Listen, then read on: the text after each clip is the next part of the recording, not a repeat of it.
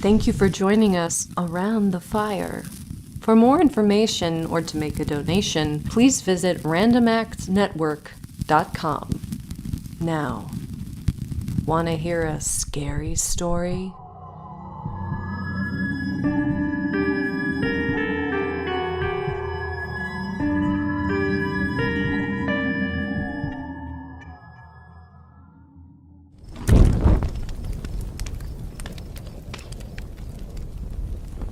A long time ago, there lived a skillful scientist who had experienced a spiritual reaction more striking than any chemical one. He had left his laboratory in the care of his assistant, washed the chemicals away from his hands, and asked a beautiful woman to become his wife. In those days, new scientific discoveries, such as electricity, seemed to open paths into areas of miracles. It was not unusual for the love of science to compete with the love of a woman. The scientist's name was Almer. He had so totally given himself to scientific studies that he could not be weakened by a second love. His love of his young wife could only be the stronger of the two if it could link itself with his love of science. Such a union did take place with truly remarkable results. But one day, very soon after their marriage, Almer looked at his wife with a troubled expression. In the center of Georgiana's left cheek was a mark, deep in her skin. The mark was usually a deep red color. When Georgiana blushed, the mark became less visible. But when she turned pale, there was the mark, like a red stain upon the snow. The birthmark, shaped vaguely like a small human hand, would come and go with the emotions in her heart. Past lovers would say that the hand of a magical fairy had touched her face as a child. Many men would have risked their lives for the honor of kissing that mysterious hand, but other people had different opinions. Some women said the red hand destroyed the effect of Georgiana's beauty. Some men, who did not favor the mark, simply wished it away so they did not see it. After his marriage, Almer discovered that this was the case with himself. Had Georgiana been less beautiful, he might have felt his love increased by the prettiness of that little hand. But because she was otherwise so perfect, he found the mark all the more repulsive. Almer saw the mark as a sign of his wife's eventual sadness, sickness, and death. Soon, the birthmark caused him more pain than Georgiana's beauty had ever given him pleasure. Georgiana, he said, have you ever considered the mark upon your cheek might be removed? No, she said, smiling. But seeing the seriousness of his question, she said, the mark has so often been called a charm that I was simple enough to imagine it might be so. On another face it might, but not on yours. No, dear, nature made you so perfectly that this small defect shocks me as being a sign of earthly imperfection. Shocks you? Cried Georgiana, deeply hurt. Her face reddened and she burst into tears. Then how could you marry me? How could you love what shocks you? During a period that should have been their happiest, Almer could only think of this disastrous subject. With the morning light, Almer opened his eyes upon his wife's face and recognized the sign of imperfection. When they sat together in the evening near the fire, he would look at the mark. Georgiana soon began to fear his look. His expression would make her face go pale, and the birthmark would stand out like a red jewel on white stone. "Do you remember, dear Almer?" she asked with a weak smile. "About the dream you had last night? About this hateful mark?" He rubbed the sleep from his eyes, the memory of his dream returning. He had imagined himself with his assistant trying to remove the birthmark with an operation. But the deeper his knife went, the deeper the small hand sank until it had caught hold of Georgiana's heart. Almer felt guilty remembering the dream. "Almer, pleaded Georgiana. "We do not know what the cost could be, to both of us, to remove this birthmark. I fear being left deformed, or with damage to my health." Dearest Georgiana, I have spent much thought on the subject. I am sure it can be removed. Georgiana exhaled, looking away.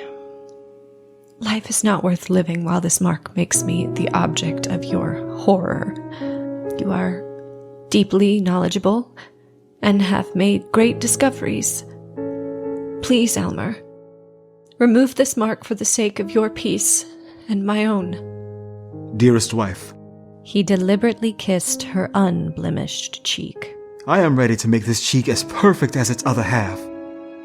The next day, the couple went to Almer's laboratory, where he had prepared a beautiful room for his wife.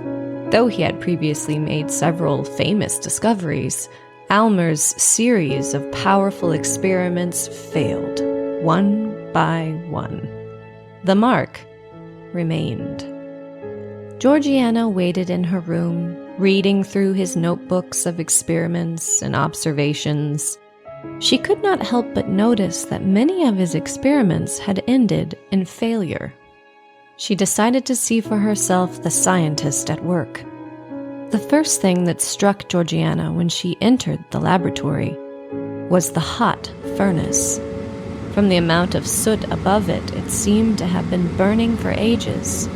She saw machines, tubes, cylinders, and other containers for chemical experiments. What most drew her attention was Almer himself. He was nervous and pale as death as he prepared a liquid. Georgiana realized that her husband had been hiding his tension and fear. "You think so little of me that you couldn't be honest about the risks we are taking?" My dear, nothing shall be hidden. I have already given you chemicals powerful enough to change your entire physical system. I will drink whatever you give me, even if it's a poison. My dear, you've got just one thing left to try. If it fails, we are ruined.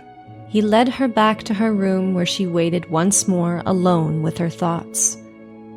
She hoped that for just one moment she could satisfy her husband's highest ideals, but she realized then that his mind would forever be on the march, always requiring something newer, better, and more perfect. Hours later, Alma returned, carrying a crystal glass with colorless liquid. The chemical process went perfectly. Unless all my science has tricked me, it cannot fail. To test the liquid, he placed a drop in the soil of a dying flower growing in a pot. In a few moments, the plant danced back to life, becoming healthy and green once more. "Give me the glass," Georgiana said quietly. "I do not need proof."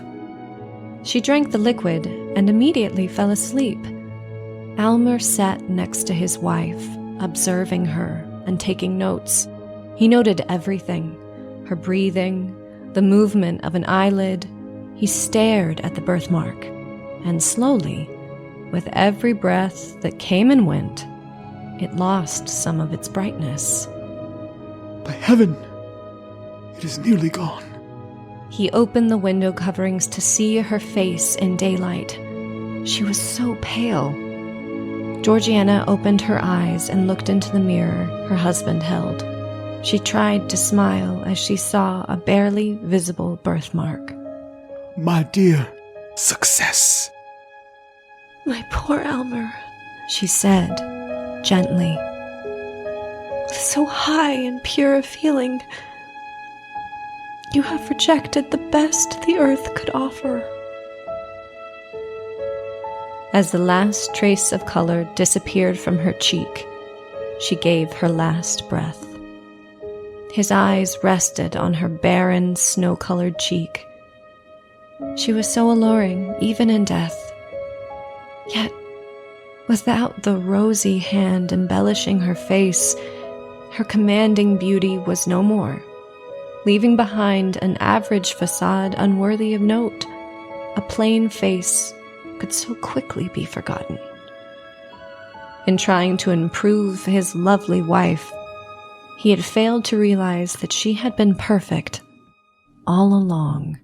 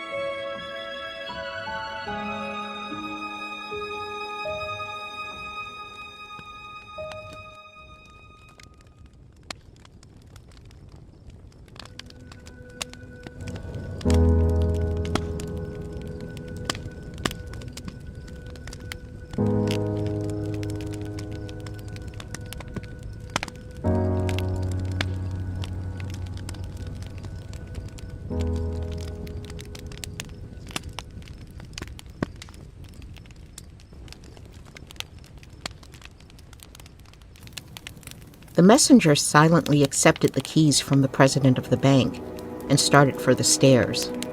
Of course they wanted him to go down to the lower vaults.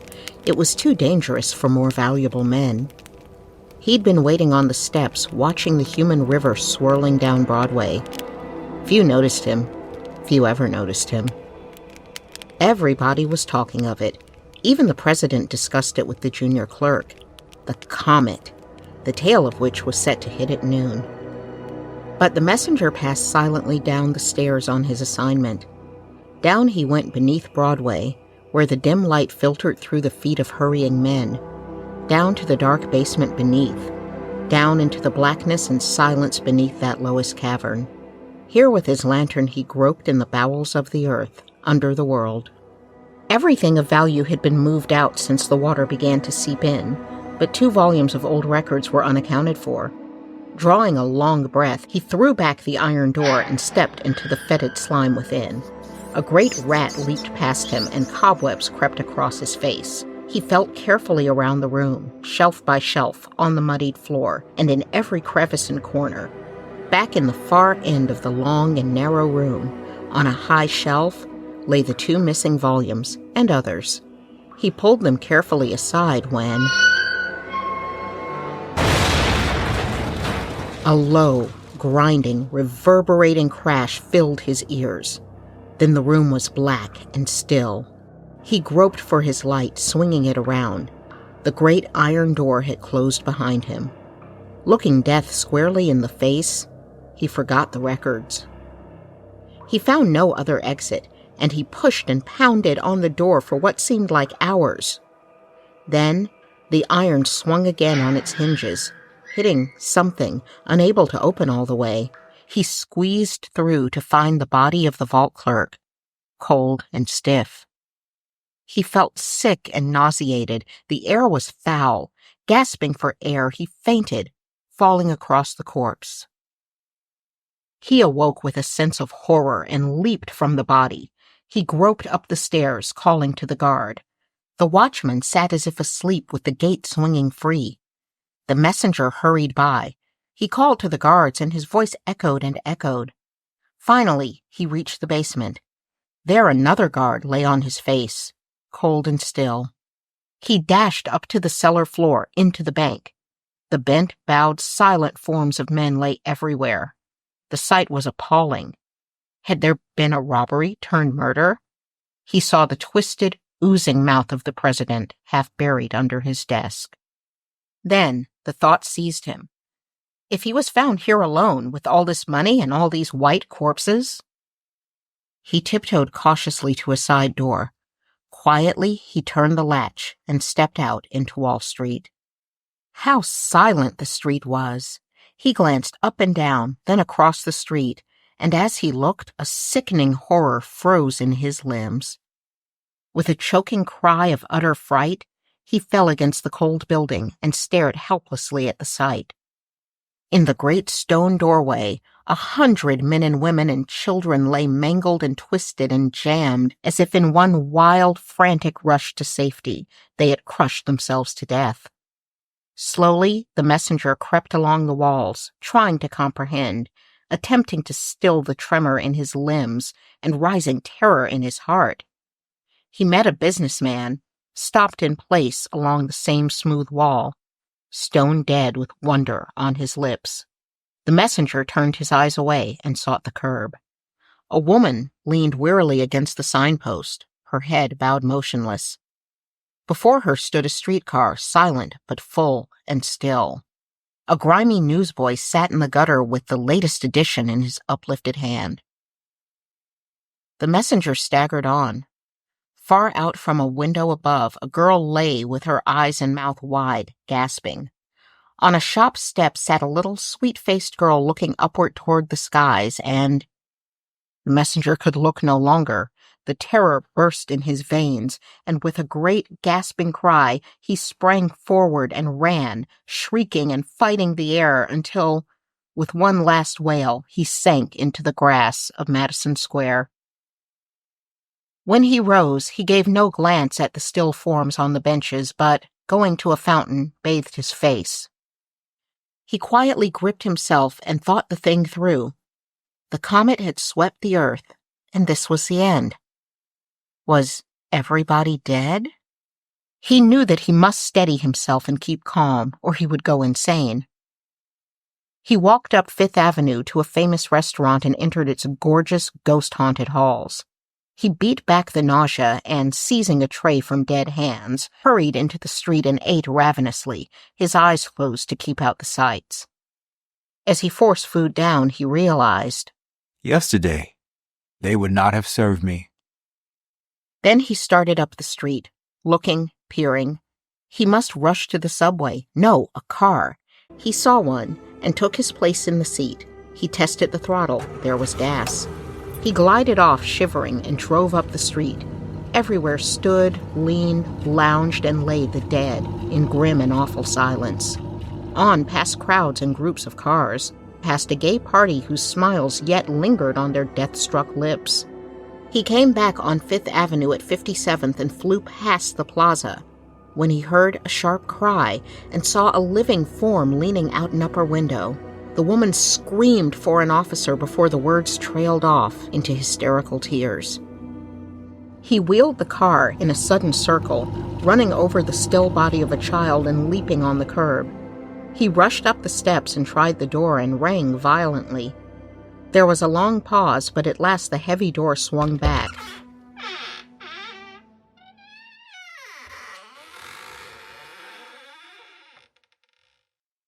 She was a woman of perhaps 25, rarely beautiful and richly gowned with darkly golden hair and jewels.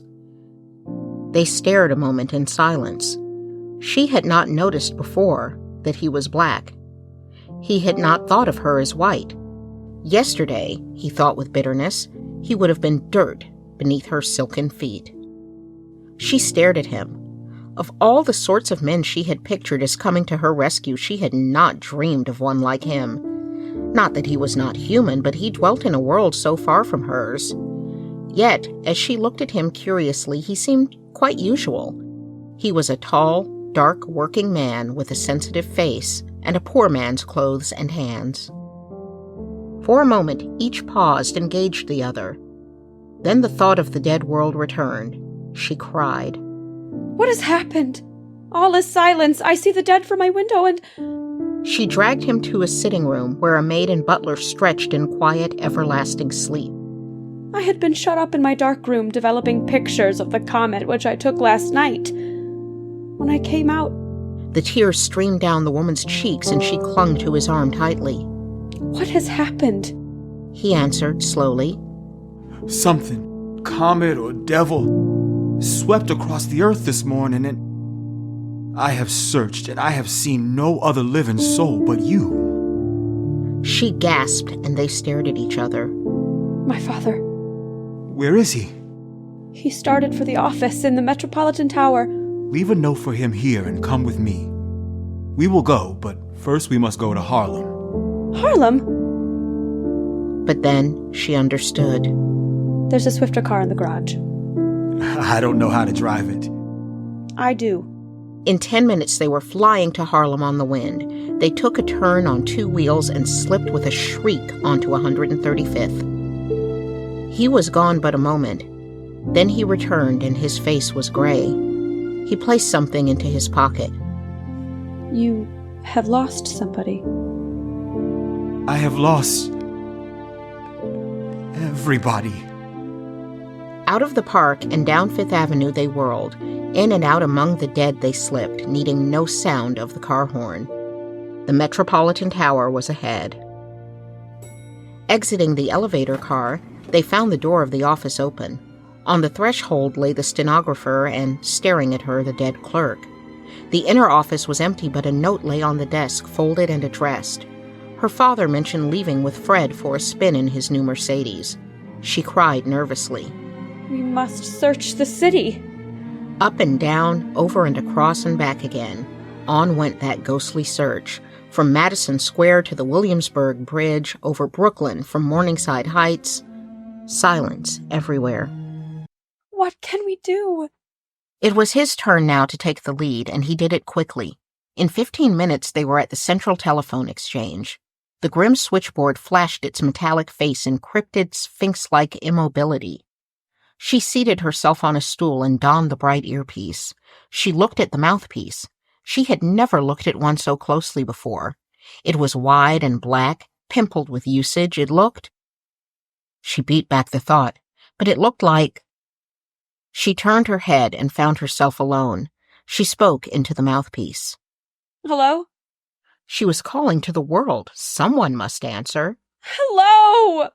She called and called until her voice rose almost to a shriek and her heart hammered. Her voice dropped to a sob. She sat stupidly staring into the black and sarcastic mouthpiece, and the thought came again. For the first time, she seemed to realize that she was alone in the world with a stranger. With something more than a stranger. It was awful. She must escape. She must fly. He must not see her again. Who knew what awful thoughts? She gathered herself and glided into a side hall, shrinking back. The hall was filled with dead women. She leaped to the door and tore at it with bleeding fingers until it swung wide. She looked out. He was standing at the top of the alley, silhouetted, tall and black, motionless. Was he looking at her or away? She did not know. She did not care. She simply ran and ran until she found herself alone amid the dead and towering buildings. She stopped, looking behind and sideways, startled by strange sounds. Voices? No. The wind? She wondered if she was the last woman left. Suddenly, she craved the company of the strange man once again. She whirled and flew back, whimpering like a child, until she found that narrow alley again and the dark, silent figure silhouetted at the top. He said nothing as he helped her into the car. Now he seized the wheel. She wondered at the quickness with which he had learned to drive her car. It seemed natural. They looked into each other's eyes with unspoken thought. To both, the vision of a mighty beauty, of vast unspoken things swelled in their souls. But they put it away. Returning to her father's office, they gathered rugs and chairs. Leaving another note, they ascended to the roof. He set food before her and wound her in a shawl, touching her tenderly. She looked up at him with thankfulness in her eyes. He watched the city. She watched him. Have you had to work hard? Always. How foolish our human distinctions seem now. Yes. I was not human yesterday. She looked at him. And your people were not my people. But today... She paused. Slowly, the mighty prophecy of her destiny overwhelmed her. She was no mere woman. She was neither high nor low, white nor black, rich nor poor. She was primal woman. She looked upon the man beside her and forgot all else but his manhood, his strong, vigorous manhood, his sorrow and sacrifice. She saw him glorified. In fascinated silence, the man gazed at the heavens, looking outward toward the sea. Memories of memories stirred to life in the dead recesses of his mind. The shackles seemed to rattle and fall from his soul. He He arose within the shadows, tall, straight, and stern, with power in his eyes, as though some mighty pharaoh lived again. He turned and looked upon the lady, and found her gazing straight at him. Silently, immovably, they saw each other face to face, eye to eye. Their souls lay naked to the night. It was not lust. It was not love. It was some vaster, mightier thing that needed neither touch of body nor thrill of soul. It was a thought divine, splendid. Slowly, noiselessly, they moved toward each other, the heavens above, the seas around, the city grim and dead below. He loomed from the velvet shadows, vast and dark. Pearl white and slender, she shone beneath the stars. She stretched her jeweled hands abroad. He lifted up his mighty arms, and they cried to the other, almost with one voice, "The world is dead. Long live the..." The cry of a motor drifted clearly up from the silence below. They started backward with a cry and gazed upon each other with eyes that faltered and fell, with blood that boiled. The mad cry continued.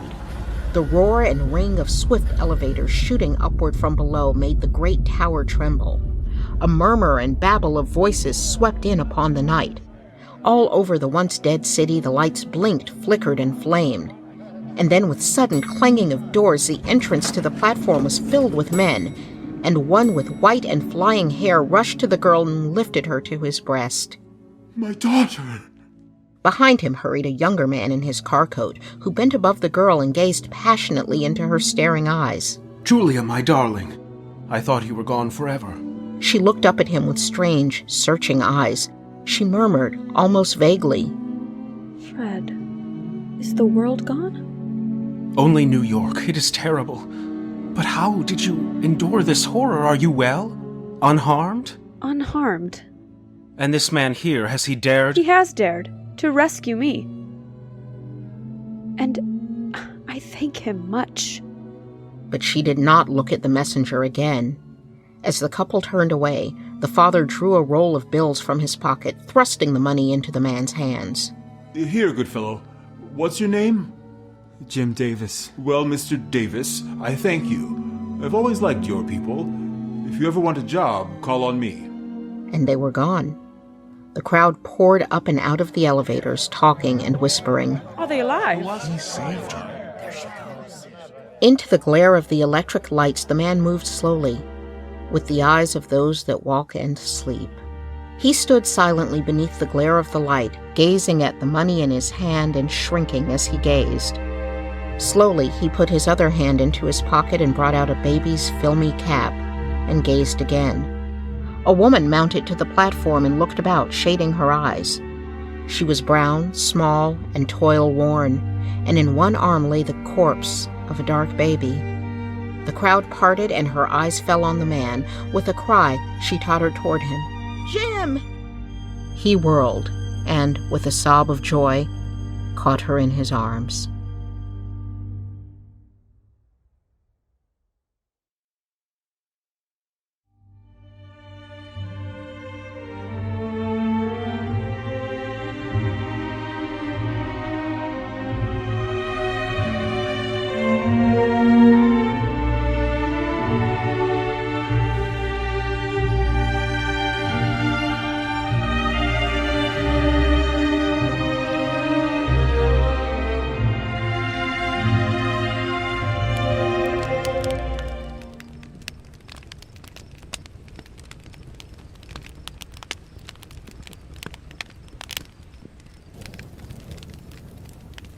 On the northeast corner of my vineyard in central North Carolina, there stood a small frame house of the simplest construction. It was built of pine lumber and contained but one room, to which one window gave light. Against one end of the house, and occupying half its width, there stood a huge brick chimney. The crumbling mortar had left large cracks between the bricks. The bricks themselves had begun to scale off in large flakes, leaving the chimney sprinkled with unsightly blotches. These evidences of decay were but partially concealed by a creeping vine, which extended its slender branches hither and thither in an ambitious but futile attempt to cover the whole chimney. One day, my wife requested me to build her a new kitchen. Of course, I had to build it. To save expense, I decided to tear down the old schoolhouse and use the lumber, which was in a good state of preservation, in the construction of the new kitchen. I made an estimate of the amount of material contained in it and found that I would have to buy several hundred feet of lumber additional. One morning, old Julius McAdoo, our colored coachman, drove my wife and me over to the sawmill from which I meant to order the new lumber. Our carriage jolted over the half-rotted corduroy road which traversed the swamp and then climbed the long hill leading to the sawmill. When we reached the mill, the foreman had gone over to a neighboring farmhouse, probably to smoke or gossip, and we were compelled to await his return before we could transact our business. We remained seated in the carriage, a few rods from the mill, and watched the leisurely movements of the mill hands. We had not waited long before a huge pine log was placed in position. The machinery of the mill was set in motion, and the circular saw began to eat its way through the log, with a loud whir which resounded throughout the vicinity of the mill. Julius observed with a perceptible shudder, but that just do cuddle my blood." "What's the matter, Uncle Julius?" inquired my wife, who is of a very sympathetic turn of mind. "Does the noise affect your nerves?" "No, Miss Annie, I ain't nervous, but that saw, cutting and grinding through that stick of timber, and moaning and groaning and squeaking, carries my memories back to old times, and minds me of Po Sandy." The pathetic intonation with which he lengthened out the Po Sandy touched a responsive chord in our own hearts. "And who was poor Sandy?" asked my wife. "Sandy," said Julius, replying to my wife's question, "used to belong to old Marse Marrable McSwain. Marse Marrable's place was on the other side of the swamp, right next to your place. One time, when Sandy was lent out as usual, a speculator come along and Marse Marrable swapped Sandy's wife off for a new woman. When Sandy come back, Marse Marrable get him $1 and allowed he was monstrous sorry for the breakup of the family, but the speculator had get him big boot, and times was hard and money scarce, and so he was bleased to make a trade. Sandy took on some about losing his wife, but he soon seed they wasn't no use crying over spilt molasses, and being as he lacked the looks of the new woman, he took up with her after she been on the plantation a month or so. Sandy and Terri hadn't been living together for more than 2 months before Marse Marrable's old uncle, who had lived down in Robeson County, sent up to find out if Marse Marrable couldn't lend him or hire him a good hand for a month or so. Sandy's master was one of these here easy-going folks would want to please everybody, and he says yes, he could lend him Sandy. It was monstrous hard on Sandy for to take him away from Terri. It was so far down to Robeson that he didn't have no chance of coming back to see her till the time was up. Sandy was mighty sad and cast down after what Marse Marrable told him, and he says to Terri, "I'm getting monstrous tired of this here going round so much. Sandy this and Sandy that, and Sandy yeah and Sandy there, till it 'pears to me I ain't got no home, ne'er no master, ne'er no mistress, ne'er no nothing. I can't even keep a wife. My other old woman was sold away without my getting a chance for to tell her goodbye. And now I gotta go off and leave you, Terri, and I don't know whether I'm ever gonna see you again. And no, I wish I was a tree, or a stump, or a rock, or something what could stay on the plantation for a while." After Sandy got through talking, Terri didn't say ne'er a word, but just sat there by the fire, studying and studying. By and by, she up and says, "Sandy, is I ever told you I was a conjure woman?" Of course, Sandy hadn't never dreamt of nothing like that, and it made a great moderation when he hear what Terri say. "I ain't goofed nobody, nor done no conjure work for 15 years or more, and when I got religion, I made up my mind I wouldn't work no more goofer. But there is some things I don't believe is no sin for to do. And if you don't want to be sent round from pillar to post, and if you don't want to go down to Robeson, I can fix things so you won't have to. If you'll just say the word, I can turn you to whatever you want to be, and you can stay right where you want to, as long as you mind to." Sandy say he don't care. He's willing for to do anything for to stay close to Tenny. Then Tenny asks him if he don't want to be turned into a rabbit. Sandy say, "Nah, the dogs might get after me." "Shall I turn you to a wolf?" says Tenny. "Nah, everybody's scared of a wolf, and I don't want nobody to be scared of me. I want to be turned into something what'll stay in one place." "I can turn you to a tree," says Tenny. "You won't have no mouth nor ears, but I can turn you back once in a while so you can get something to eat and hear what's going on." And so Tenny took him down by the edge of the swamp, not far from the quarters, and turned him into a big pine tree and sought him out amongst some other trees. And the next morning, as some of the field hands was going along there, they seed a tree what they didn't remember having seed before. When Mars Marrowbow discovered that Sandy was gone, he allowed Sandy had run away. He got the dogs out, but the last place they could track Sandy to was the foot of that pine tree. And there the dogs stood and barked and bayed and pawed at the tree and tried to climb up on it. And Mars Marrowbow allowed that Sandy must have climbed up on the tree and jump off on a mule or something, and reared far enough for to spoil the scent. When Sandy had been gone long enough for folks to think he done got clean away, Tenny used to go down to the woods at night and turn him back, and then they'd slip up to the cabin and sit by the fire and talk. But they had to be monstrous careful, or else somebody would have seen them, and that would have spoiled the whole thing. So Tenny always turned Sandy back in the morning early, before anybody was a-stirring. But Sandy didn't get along without his trials and tribulations. One day a woodpecker come along and minced a peck at the tree, and the next time Sandy was turned back, he had a little round hole in his arm, just like a sharp stick been stuck in it. After that, Tenny sot a sparrowhawk for to watch the tree. Another time, Mars Marrowbow sent a nigger out in the woods for to chop turpentine boxes. The man chop a box in this here tree and hack the bark up 2 or 3 feet for to let the turpentine run. The next time Sandy was turned back, he had a big scar on his left leg. After that, Tenny sot a hornet for to watch the tree, and when it come back again for to cut another box on the other side of the tree, the hornet stung him so hard that the axe slipped and cut his foot nigh about off.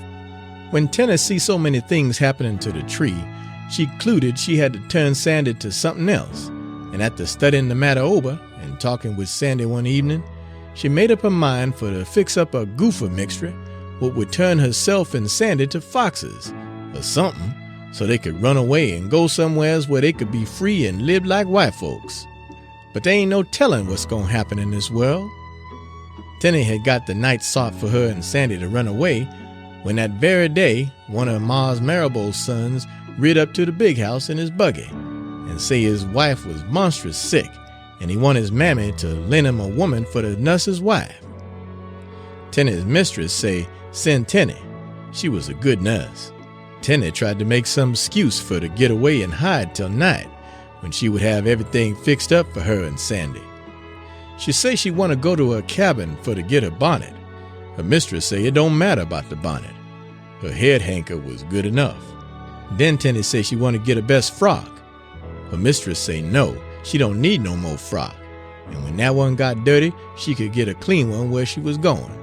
So Tenny had to get in the buggy and go along with young Moss Duncan to his plantation, which was more than 20 miles away, and there wasn't no chance of her seeing Sandy no more till she come back home. The poor gal felt monstrous bad about the way things was going on, and she knowed Sandy must be a-wondering why she didn't come turning back no more.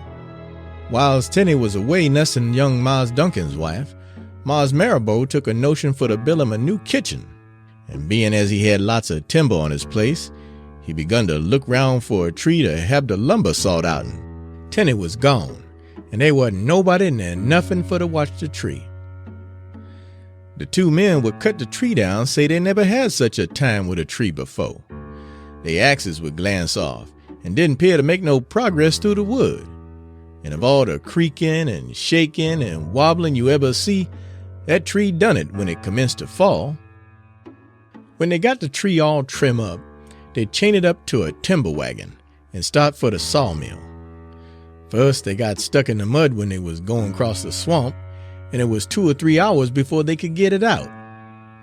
When they start on again, the chain kept a coming loose, and they had to keep a stopping and a stopping for to hitch the log up again.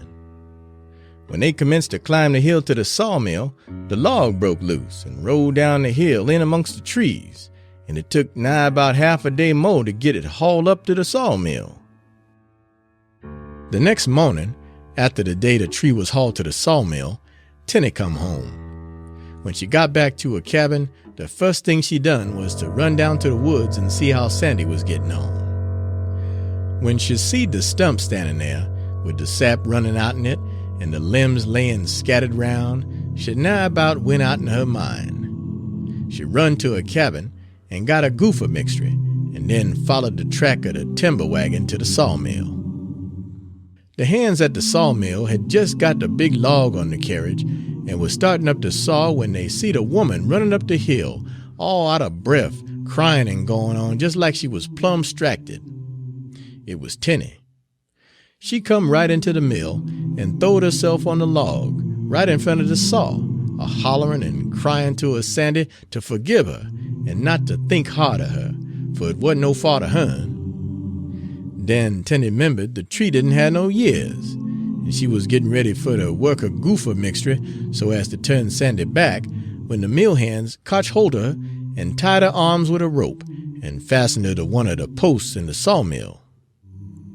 And then they started to saw up again and cut the log up into boards and scantlings right before her eyes. But it was mighty hard work, for of all the squeaking and moaning and groaning, that log done it whiles the saw was a-cutting through it. They greased the saw, but that didn't stop the fuss. It kept right on till finally they got the log all sawed up. When the overseer would run the sawmill come from breakfast, the hands up and tell him about the crazy woman what had come running in the sawmill, a-hollering and going on, and tried to throw herself before the saw. And the overseer sent 2 or 3 of the hands for to take Terri back to her master's plantation. Terri appeared to be out in her mind for a long time, and her master had to lock her up in the smokehouse till she got over her spells.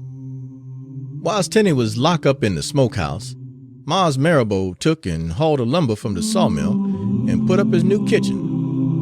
He didn't know what to do with Terri. First, he thought he'd put her in the poorhouse. But finally, seeing that she didn't do no harm to nobody nor nothing, but just went around moaning and groaning and shaking her head, he concluded to let her stay on the plantation and nurse the little nigger chillins when they mammies was to work in the cotton field. The new kitchen Mars Marrowbow built wasn't much use, and by it got so Mars Marrowbow's wife herself was scared to go out in the yard after dark. They could hear something moaning and groaning about in the kitchen in the nighttime, and when the wind would blow, they could hear something a-hollering and squeaking like it was in great pain and suffering, and it got so after a while that it was all Mars Marrowbow's wife could do to get a woman to stay in the kitchen in the daytime long enough to do the cooking. That is, excepting Terri. She used to slip round at night and sit on the kitchen steps and lean up against the door jamb and run on to herself with some kind of foolishness what nobody couldn't make out. And they all knowed the kitchen was haunted by Sandy's spirit. Mars Marrowbow took and tore the kitchen down and used the lumber for to build that old schoolhouse what you were talking about pulling down. The schoolhouse was in use, excepting in the daytime, and on dark nights folks going along the road would hear queer sounds and see queer things. Poor old Terri used to go down there at night and wander around the schoolhouse. And one winter morning, when one of the boys went to school early for to start the fire, what should he find but poor old Terri laying on the floor, stiff and cold and dead. She had just grieved herself to death for her Sandy. Mars Marrowbow didn't shed no tears. He thought Terri was crazy, and there wasn't no telling what she might do next. And there ain't much room in this world for crazy white folks, let alone a crazy nigger. When the war broke out, the school stopped, and the old schoolhouse been standing empty ever since. That is, excepting for the haunts. And folks says that the old schoolhouse or any other house what got any of that lumber in it what was sawed out in the tree what Sandy was turned into, is going to be haunted till the last piece of plank is rotted and crumbled into dust.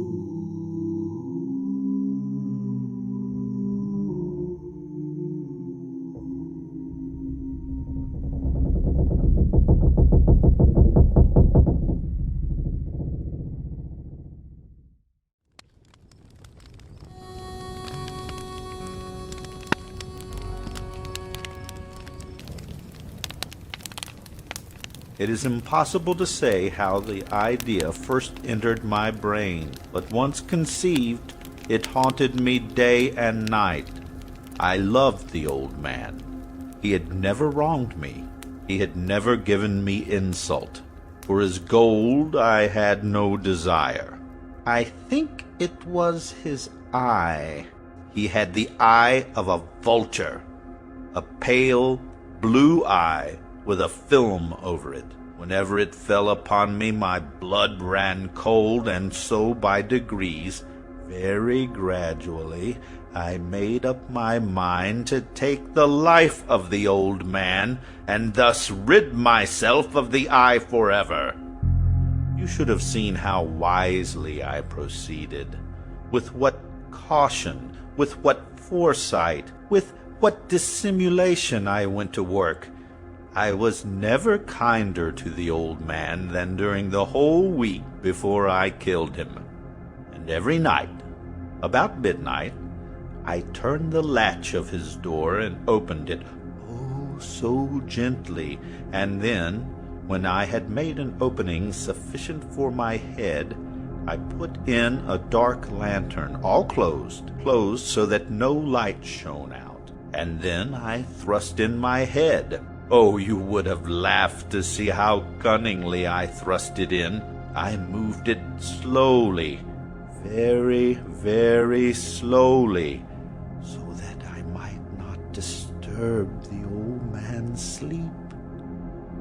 It took me an hour to place my whole head within the opening so far that I could see him as he lay upon his bed, and then, when my head was well in the room, I undid the lantern cautiously, oh, so cautiously, for the hinges creaked.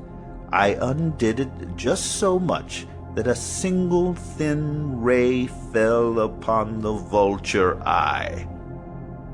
And this I did for 7 long nights, every night, just at midnight. But I found the eye always closed, and so it was impossible to do the work, for it was not the old man who vexed me, but his evil eye. And every morning when the day broke, I went boldly into the chamber and spoke courageously to him, calling him by name in a hearty tone, and inquiring how he had passed the night. So you see, he would have been a very profound old man indeed to suspect that every night, just at 12, I looked in upon him while he slept. Upon the 8th night, I was more than usually cautious in opening the door. A watch's minute hand moves more quickly than did mine.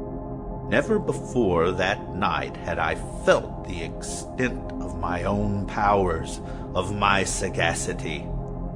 I could scarcely contain my feelings of triumph to think that there I was, opening the door little by little, and he not even dreaming of my secret deeds or thoughts. I fairly chuckled at the idea. Perhaps he heard me, for he moved on the bed suddenly, as if startled. Now you may think that I drew back, but no. His room was as black as pitch, with the thick darkness, for the shutters were close-fastened, so I knew that he could not see the opening of the door, and I kept pushing it on, steadily. I had my head in, and was about to open the lantern, when my thumb slipped upon the tin fastening, and the old man sprang up in bed, crying out, "Who's there?" I kept quite still, and said nothing. For a whole hour I did not move a muscle, and in the meantime I did not hear him lie down. He was sitting up in the bed listening, just as I have done night after night, hearkening to the death watches in the wall. Presently I heard a slight groan, and I knew it was the groan of mortal terror. It was not a groan of pain or of grief, oh no, it was the low, stifled sound that arises from the bottom of the soul when overcharged with awe. I knew the sound well. Many a night, just at midnight, when all the world slept, it has welled up in my own bosom. I knew what the old man felt, and pitied him, although I chuckled at heart. I knew that he had been lying awake ever since the first slight noise when he had turned in his bed. His fears had been growing upon him ever since. He had been trying to fancy them causeless, but could not. All in vain, because death, in approaching him, had stalked with his black shadow before him and enveloped the victim. And it was the mournful influence of the unperceived shadow that caused him to feel, although he neither saw nor heard, to feel the presence of my head within the room. When I had waited a long time, very patiently, without hearing him lie down, I resolved to open a very, very little crevice in the lantern. So I opened it. You cannot imagine how stealthily, until at length a single dim ray, like the thread of a spider, shot from out of the crevice and fell full upon the vulture eye.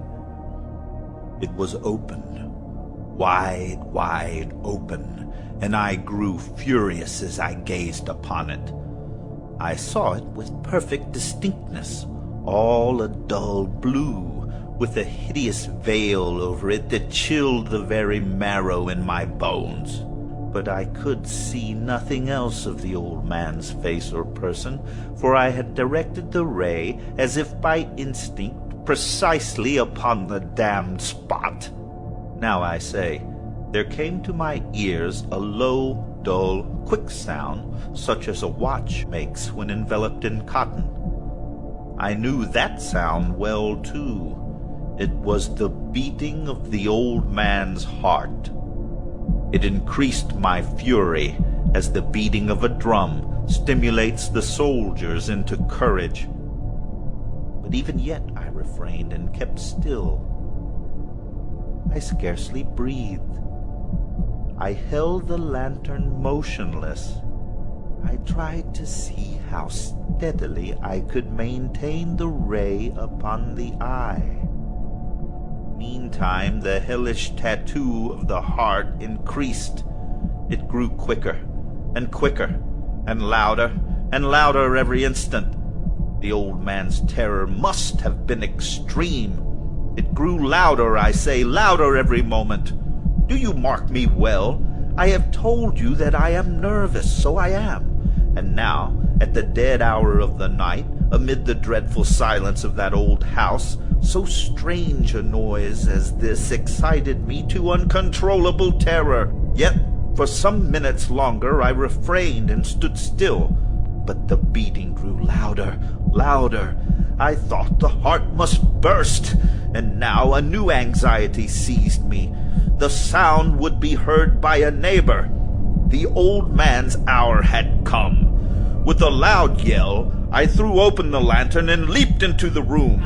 He shrieked once only.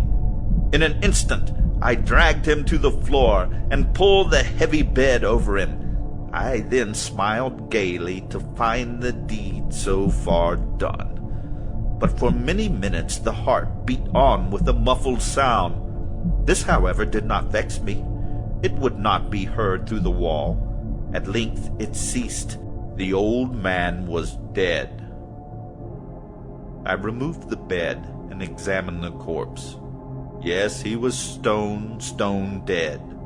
I placed my hand upon the heart and held it there many minutes. There was no pulsation. He was stone dead. His eye would trouble me no more. The night waned, and I worked hastily but in silence. First of all, I dismembered the corpse. I cut off the head, and the arms, and the legs. I then took up 3 planks from the flooring of the chamber and deposited all between the scantlings. I then replaced the boards so cleverly, so cunningly, that no human eye, not even his, could have detected anything wrong. There was nothing to wash out, no stain of any kind, no blood spot whatever. When I had made an end of these labors, it was 4 o'clock, still dark as midnight. As the bell sounded the hour, there came a knocking at the street door. I went down to open it with a light heart, for what had I now to fear? There entered 3 men, who introduced themselves with perfect suavity as officers of the police. A shriek had been heard by a neighbor during the night. Suspicion of foul play had been aroused. I smiled, for what had I to fear? I bade the gentleman welcome. The shriek, I said, was my own, in a dream. The old man, I mentioned, was absent in the country. I took my visitors all over the house. I bade them search well. I led them at length to his chamber. I showed them his treasures, secure, undisturbed. In the enthusiasm of my confidence, I brought chairs into the room and desired them here to rest from their fatigues, while I myself, in the wild audacity of my perfect triumph, placed my own seat upon the very spot beneath which reposed the corpse of the victim. The officers were satisfied. My manner had convinced them. I was singularly at ease, and while I answered cheerily, they chatted of familiar things. But ere long I felt myself getting pale and wished them gone. My head ached, and I fancied a ringing in my ears, but still they sat and chatted. The ringing became more distinct. It continued and became more distinct. I talked more freely to get rid of the feeling, but it continued and gained definiteness until at length I found that the noise was not within my ears. No doubt I now grew very pale, but now I talked more fluently and with heightened voice, yet the sound increased. What could I do? I gasped for breath, and yet the officers heard it not. I talked more quickly, more vehemently, but the noise steadily increased. I arose and argued about trifles in a high key with violent gesticulations, but the noise steadily increased. Why would they not be gone? I paced the floor to and fro with heavy strides, as if excited to fury by the observations of the men, but the noise steadily increased. Oh God, what could I do? I foamed. I raved, I swore, I swung the chair upon which I had been sitting and grated it upon the boards, but the noise arose over all and continually increased. It grew louder, louder, louder, and still the men chatted pleasantly and smiled. Was it possible they heard not? Almighty God! No, no, they knew. They were making a mockery of my horror. I could bear those hypocritical smiles no longer. I felt that I must scream or die. I admit the deed. Tear up the planks. It is the beating of his hideous heart.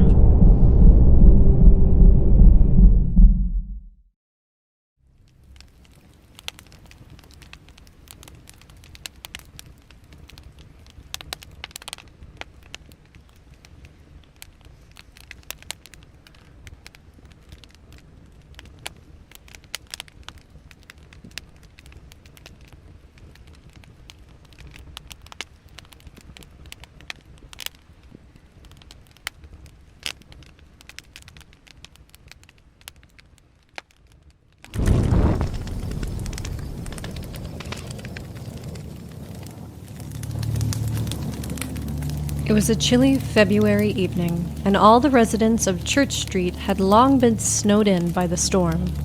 The narrow one-street subdivision sat just a few miles away from town, lined by thick pines from each side. Even though the town was near, the street felt quite secluded. It had the aura of a gated community, even though their only gates were evergreen. The neighbors all knew each other, and events and parties frequently spilled beyond the sidewalk and into the street. Everyone looked out for the local kids, and many people left their doors unlocked. It wasn't even 7 o'clock, but it had been pitch black for hours. The snow had been coming down with such a force for so long that the roads into town had disappeared. Plows would be through by the morning, most likely, but the residents of Church Street were snowed in for the night. Evelyn's parents called to let her know that they were staying in a hotel an hour away. They'd been visiting friends, and Evelyn was glad to have the house to herself. She hadn't been home alone there since before she left for college, and the storm gave her the perfect excuse to stay longer and miss class.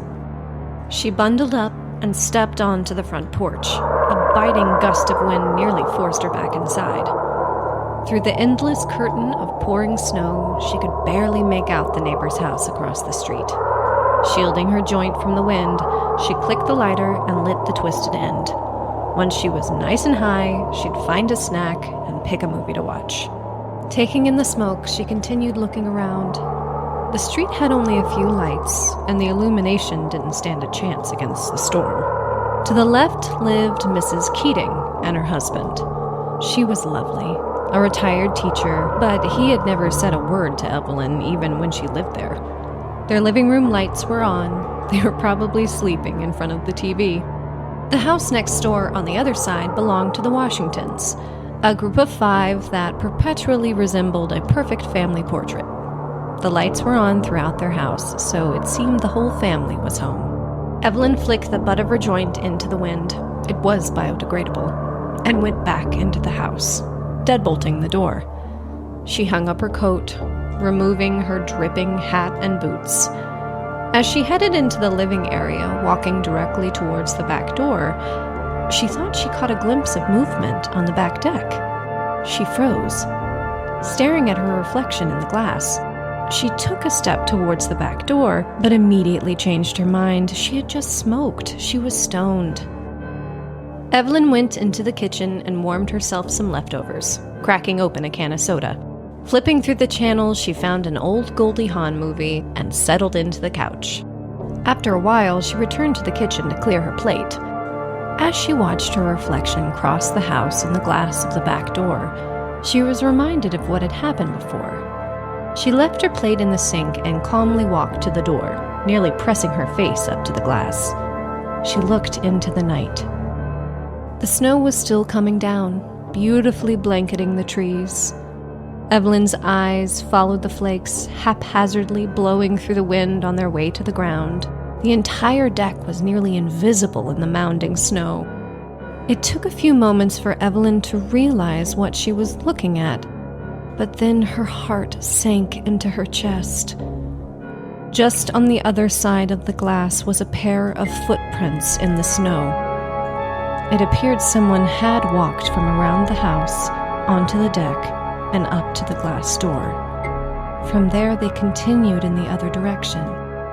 Evelyn slid the door open, and a gust of wind entered the house. Shocked, she slammed it closed again, quickly turning the lock. The door had been unlatched the whole time.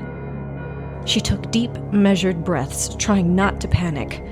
If she had come in from smoking just a few moments later, she may have met this surprise visitor face to face. Evelyn called her parents, but they didn't answer. She called a friend, but he didn't answer either. She was desperately trying to feel like she wasn't alone. Finally, she called her neighbor, Mrs. Keating. Hello? Mrs. Keating, hi. It's Evelyn, from next door. Evelyn, sweetheart. I thought I saw you walking in the other day. Just visiting? House sitting, actually. My parents are out of town, but I'm sorry. I'm kind of freaking out right now. I'm here alone, and outside in the snow, there's footprints coming up the back door. I think I saw someone trying to get in, and I don't know if they left Oh, my or... goodness, dear, you sound so frightened. First, have you made sure all of the doors are locked? Yes, everything is locked now. Okay, sweetie. You need to call the police. Oh, I thought that too, but they won't be able to get here before tomorrow at the earliest. Mrs. Keating didn't respond. Evelyn's eyes stayed on the back door. I called my parents, but I guess they're busy. I don't know. I'm just really scared. Mrs. Keating? Mrs. Keating? Oh, I'm sorry, dear. I thought to double-check my own locks, and there are footprints leading to our back door, too. Evelyn didn't know what to say. Isn't that strange? Our doors are locked, of course. I can't believe we didn't notice. We're sitting right here. Mrs. Keating, I think I have to call the Washingtons.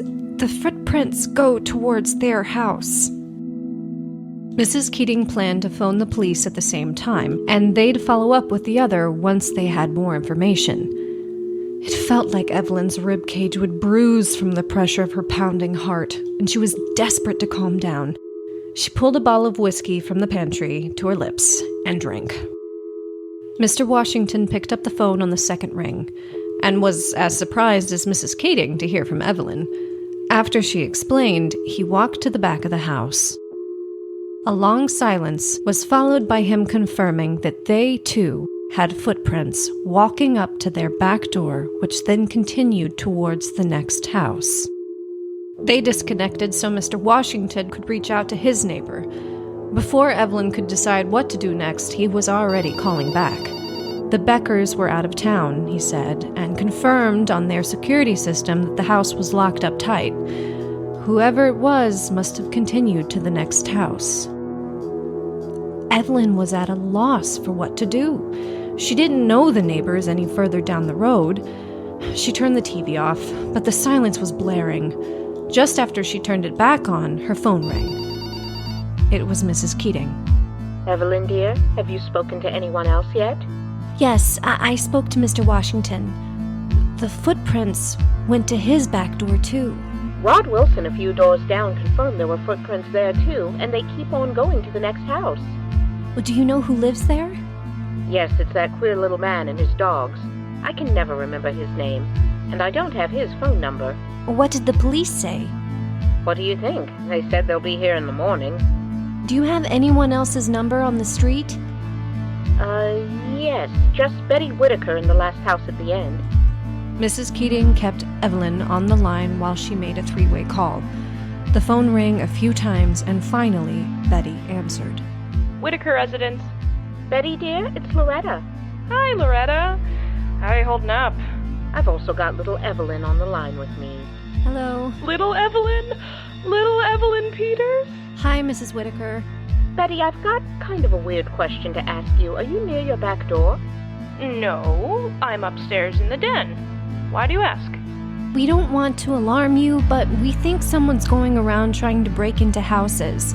Everyone on the street had these footprints walking up to their back doors. You keep your doors locked, right? Let me just find my slippers. Here. I'm going downstairs now to check. Nobody ever comes all the way to the end of the street. Not even my own grandchildren. So I don't think... Mrs. Whitaker? Betty, do you see footprints? Yes. I'm looking at my back porch now. There are footprints leading up to the door, but none leading away.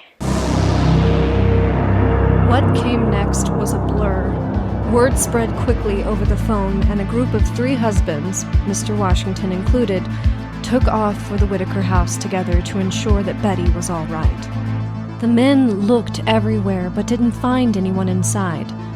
They couldn't find any indication that someone had entered from the backyard. One of them joked that Betty was the source of the footprints the whole time, that she had forgotten where she lived and wandered to every house before she finally got home. Though a tad cruel, it did account for the fact that the footprints never left.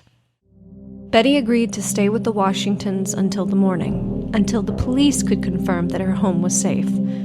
She didn't want to be there alone. In the mid-afternoon the next day, the roads were finally cleared enough for emergency vehicles to get through. Betty met the officers outside her house, watching an entire team go in and out, checking every room thoroughly. They couldn't find a sign that anyone had been there other than Mrs. Whittaker herself, and the footprints out back were long lost to the storm. The house, they said, was secure. Both Mrs. Keating and Evelyn received calls from Mrs. Whittaker to share the news and invite them over for cocoa. The neighbors bundled up and walked to the end of the street together, laughing about how scared they had been. Now that the footprints were gone, even Evelyn started to question if they were ever there at all. Mrs. Whittaker had just gone into the kitchen to fetch the schnapps when both Evelyn and Mrs. Keating heard a dull sound from below. They went silent, holding for another noise. They heard Betty tuddling around the kitchen, but nothing else. After an hour or so, the guests put on their coats and headed home. They were only passing the next driveway when they heard a horrible, petrified scream from the house they'd just left. Evelyn sprinted back to the Whittaker house, leaving Mrs. Keating behind. As she neared the driveway, a thin man burst through the front door, running into the yard and towards the street. He wore all black and his eyes were dark and wide. He rushed so frantically that he fell to all fours for a few strides before getting back up to his feet. Evelyn screamed. Mrs. Keating saw him too and began yelling to alert the other neighbors as the man made his way down Church Street. Evelyn threw herself through the front door, calling for Mrs. Whittaker. There was no response. She called again, stepping slowly towards the dining room she'd left just minutes ago. The smell of cocoa still lingered. As Evelyn passed through the frame into the room, she found the poor old woman lying lifeless on the floor. The basement door was wide open, and Evelyn's eyes followed the stairs down into the darkness.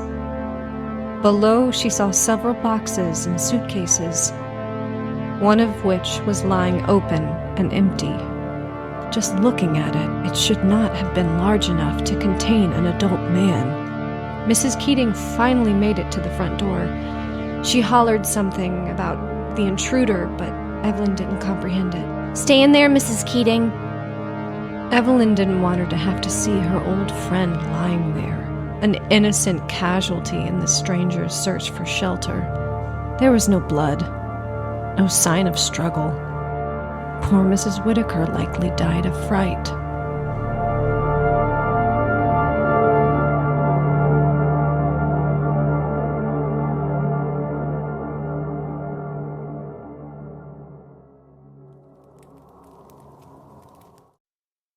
Deep in the heart of a large hospital was a ward for those long forgotten by any loved ones. In this decaying wing, 3 old men shared a narrow room with just one window at the very end. The man who had been there the longest, Harold, had the bed nearest to the window. Years ago, he'd been in a terrible accident, and he was left to die in the hospital. At some point over the years, Harold fell unconscious and never woke back up. He laid there below the windowsill each day, breathing in and out quietly, never opening his eyes. In the middle bed was George, a chronically ill man pushing 80. He had a weak heart and many troubles with mobility. Yet he was known for remaining endlessly cheerful despite all of this. He enjoyed the light of the window from his resting place, but couldn't see anything but the sky above. George's positive nature could really bother the man in the third bed, furthest from the window. Richard was quiet and always grumpy. He was known for saying that George was happy enough for the both of them. From Richard's bed, he could barely enjoy even the light from the window. He spent his days frowning and avoiding George's attempts at conversation. Eventually, Harold passed away in his sleep. The nurses somberly came in to remove his few belongings and change the bedding. This ward would be ceasing operations soon, they mentioned, and they would not be taking any new patients. The nurses shifted George to the bed by the window, and then Richard to the center mattress. Even though Harold had always been silent, the room felt especially still with an empty bed. After the nurses opened the curtains and left the room, George enthusiastically welcomed the view. Overjoyed, he told Richard what he saw. People walking by in the square, a group of young, beautiful women. There was a traffic jam outside of an ice cream parlor, and a police officer walking by. A group of children chased each other on the sidewalk. In a matter of moments, Richard and George felt more connected to the outside world than they had in years. Though it pained him even to speak or smile, George made sure to describe what he saw to Richard at least once a day, sometimes even more. He was weak and tired, but he assured Richard that he was happy to do it. George told Richard of the falling rain and growing puddles in a thunderstorm, followed by clear skies and a stunning rainbow. He chuckled at the businessmen, always in such a hurry, and laughed with the playing children. As the days went on, Richard wanted more and more to see it all for himself, but he knew he'd have to wait for George to die for that to happen. Of course he didn't wish for George to die, but he didn't mind the idea of having a room with a view all to himself. How many more chances would he have in life to set his eyes on a group of beautiful women? After a few weeks had passed, Richard awoke in the middle of the night. George was tossing and turning in his sleep, groaning and mumbling. Occasionally he'd have an attack in his sleep, and he kept an emergency bottle of pills on his nightstand in case a nurse couldn't get to him right away. Richard set his eyes on the bottle, feeling the hairs on the back of his neck stand up. He looked to George, still squirming in his sleep, and reached out towards the bottle. In a quick decision, he purposely knocked the pills to the floor. The sound startled George awake, who quickly gasped and clutched his chest. Richard had pulled his arm back under the blanket just in time. It felt like his own heart would explode. George attempted to sit up but couldn't, awkwardly leaning towards the side of the bed. With great effort, he swung his arm to the nightstand. His hand slid around the table, knocking over the water glass and bumping into the lamp. Richard watched George's hand stop moving as his eyes landed on the pill bottle that had rolled across the floor. Then they shifted, locking with Richard. George knew what Richard had done. And that's how he died, tilted toward Richard's bed, eyes wide open and glaring directly at him. Richard didn't sleep that night. He looked past George's frozen stare at the closed curtains. Tomorrow, he told himself, he would see the world. The next morning, the nurses cleared George's things and moved Richard to the bed by the window. With 2 empty beds, he suddenly felt quite alone. But that won't matter, he thought. The world outside would keep him company. Finally, he would see for himself all the things George had described. As the last attendant left, George asked her to open the curtains. She obliged, and the room was filled with the light from outside. George turned on his side, taking in the view. But all he saw was a brick wall.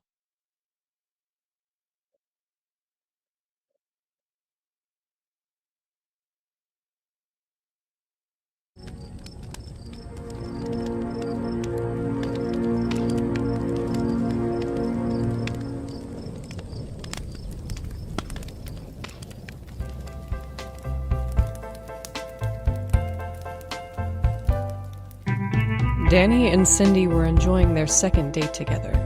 They had gone to a scary movie, splitting a large popcorn and a soda with 2 straws, and then for a long drive in Danny's car.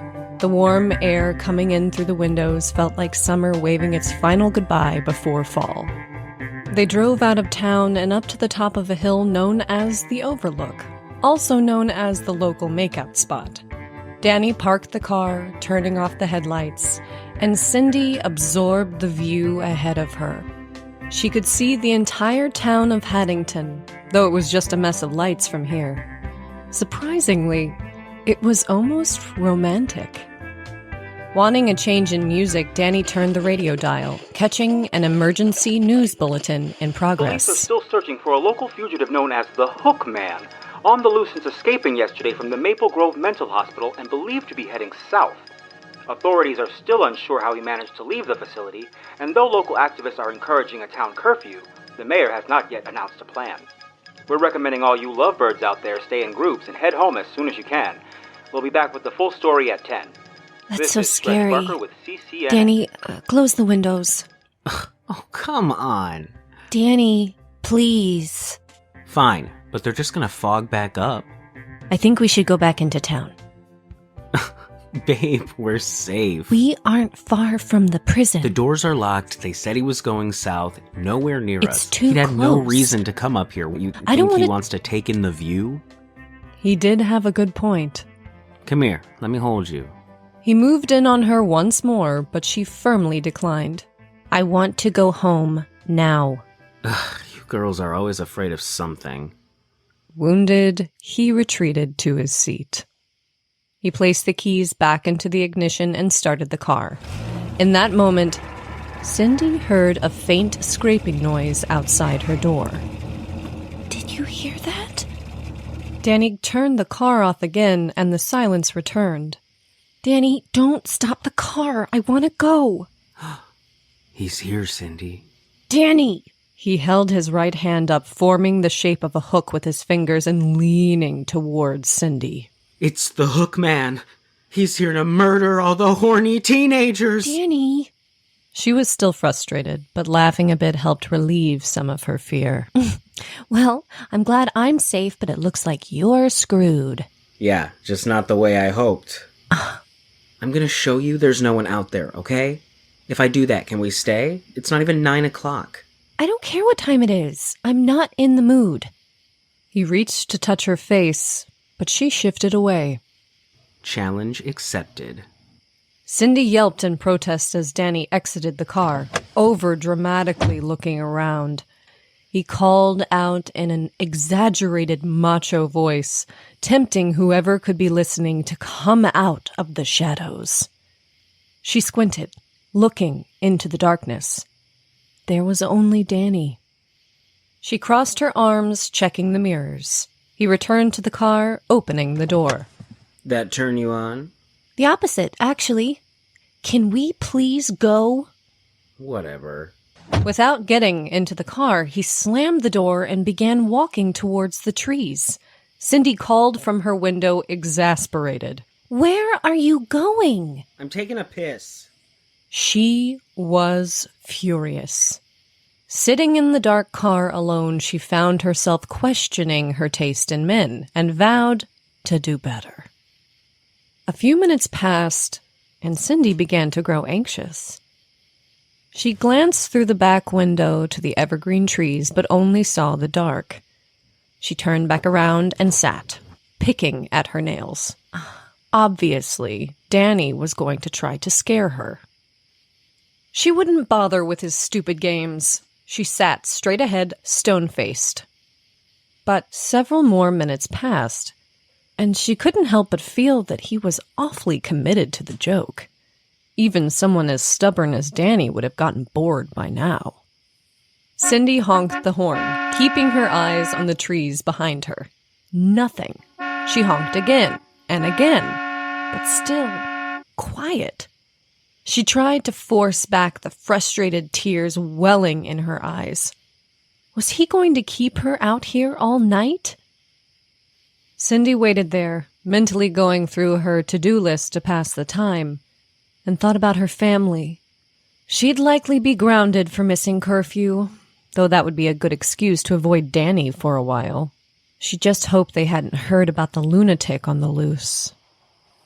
As she pondered what she'd say when she got home, it began to rain. A few drops at first, then more and more steady. A storm was expected, but not until the dead of night. She knew Danny would never stay out in the rain by choice, and a deep feeling of dread settled into her stomach when he still didn't return. Looking out her window, she noticed that the glass remained clear, free from droplets or any moisture at all.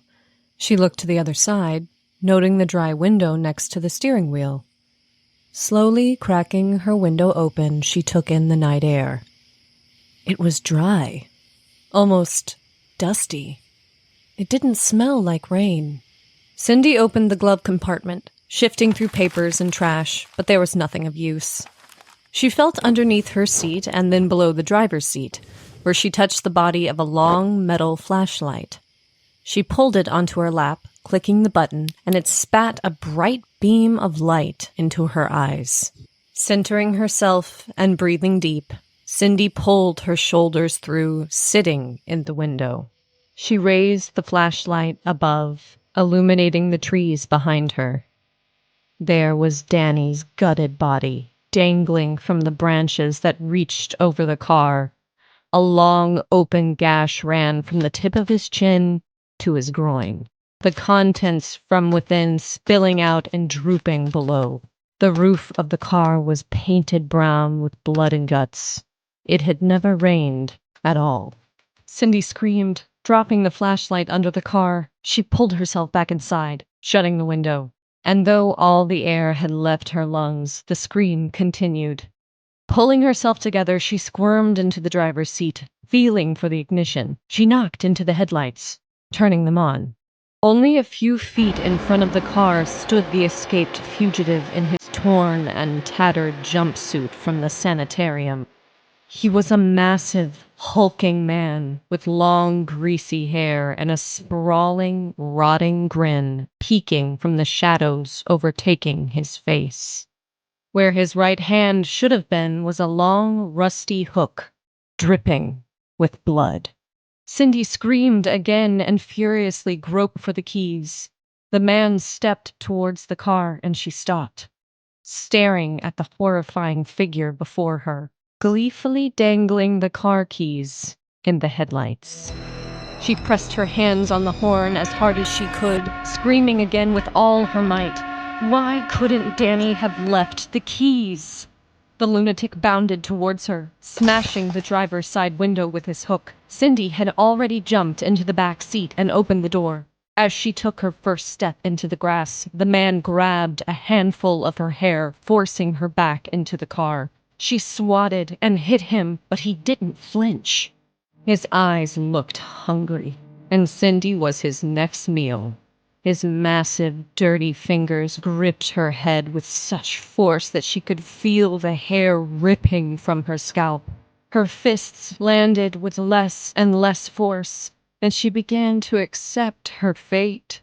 Ready for the finale, he pulled her from the back seat by her ankles. She was nearly limp, heavily flopping from the car into the grass with a thud. She couldn't catch her breath. She was feeling faint. The hookman was going to kill her. He fell to his knees, lifting her head from the dirt. They looked at each other, almost agreeing to what would come next, and he raised the hook high above. Then he brought it down, aiming for her throat. But she threw her right hand up mostly by instinct and deflected the blow. For a moment, they were locked there together. The hook had pierced all the way through her hand, latching around her wrist. She screamed in agony, attempting to free herself. He pulled back too, and she felt the muscles in her hand tear away. And then, a glimmer caught her eye from beneath the car. It was the metal casing of the flashlight, only a few inches from her left hand. She clutched the light and swung the metal body against his temple with all her strength. At last, her right hand separated from his hook with one final tear. She now used both hands to smash the lantern directly between his eyes. Cindy squirmed through the grass, crawling like an animal towards the trees before pulling herself to her feet. As she sprinted into the night, a waterfall of red gushed from her arm. Her hand was unrecognizable, and at some point he had gashed her above the shoulder, too. Cindy knew the man was gaining on her as she continued along the tree line, but she was moving as fast as she could. She could only hope that she could reach the bottom of the hill and flag someone on the road. Then, as she came around a cluster of trees, She saw a car several yards away, parked against the steep hillside of the overlook. The windows were foggy, and she heard the muffled sounds of music. Danny and Cindy weren't the only couple on the hill that night. Screaming for help, Cindy made it to the car, beating her good hand against the trunk, then along the windows and finally against the driver's door. Receiving no response, she tried the handle. It was open. She threw herself into the empty seat and shut the door. In that moment, her eyes landed on the two corpses in the rearview mirror. The keys were in the ignition, and she started the engine and locked the doors.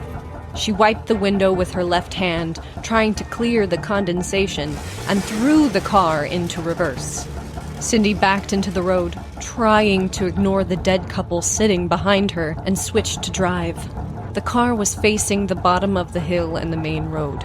She could lay on the gas and make it to town before the radio switched to the next song.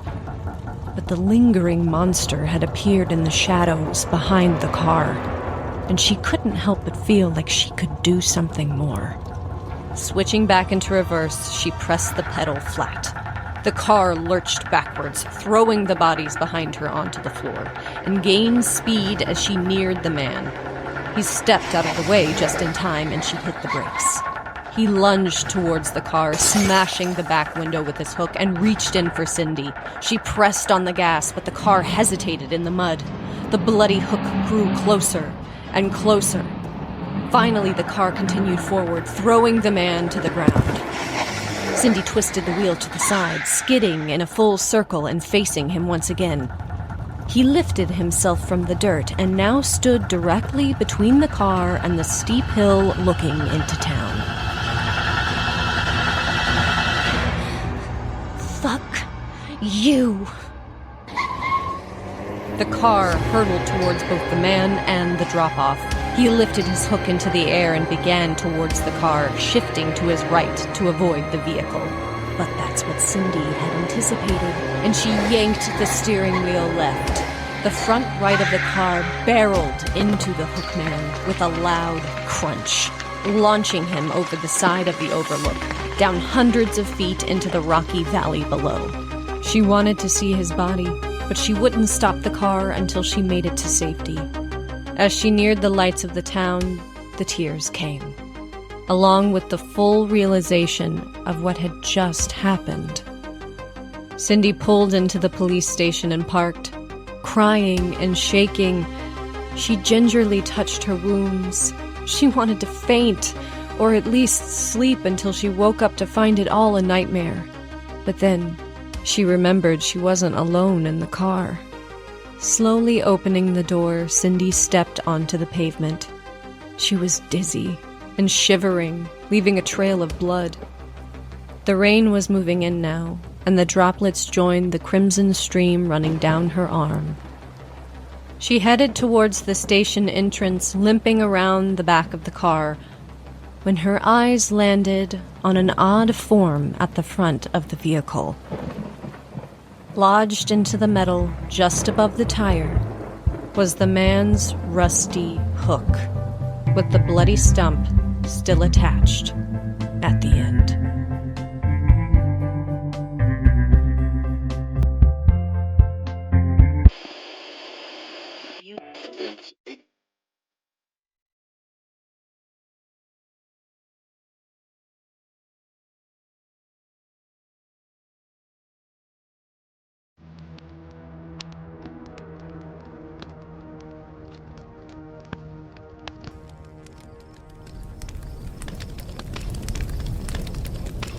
Dr. Marilyn York was relocating her family from Park City, Wisconsin to West Plainfield, Texas, where she planned to open her own practice.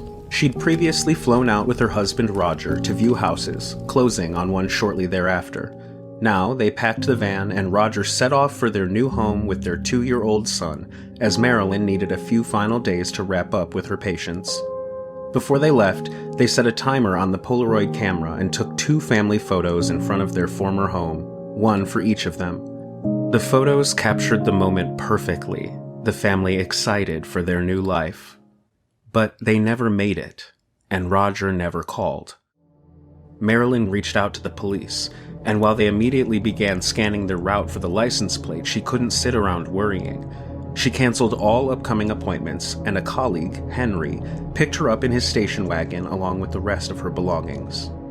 They stopped at just about every diner, gas station, and rest stop that they passed, but no one recognized her family or their vehicle. Neither did anyone at the inns or motels. Hour after hour, stop after stop, the Polaroid photo never left Marilyn's grip.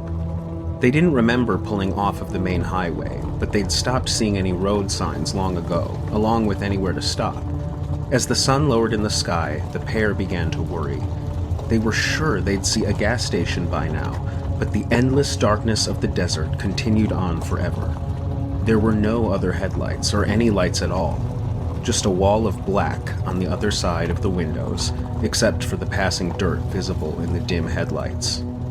Finally, they saw a large hand-painted sign in the distance just off the road. "Bender Inn," it said. "Last stop for miles. Jerky, gas, rest." They felt unbelievably lucky. As they turned off the road, Marilyn wondered if her family may have been in the same situation, though their van didn't go through gas as quickly as Henry's station wagon. The dull shadow of an old barn came into view against the sky. On the side, in the same sloppy painting as the sign by the road, was written "Inn" in dripping capital letters. There was one lone gas pump out front, below a dim, flickering orange light. Henry parked next to the pump, and Marilyn began grabbing a few things while he went to fill the tank. The nozzle coughed as he squeezed the trigger. He squeezed it again, and it clicked, but nothing came out. He hit the body of the pump with the palm of his hand, and a tinny echo rang out. They'd have to ask inside. Walking towards the door, Marilyn noted several cars parked around back of the building.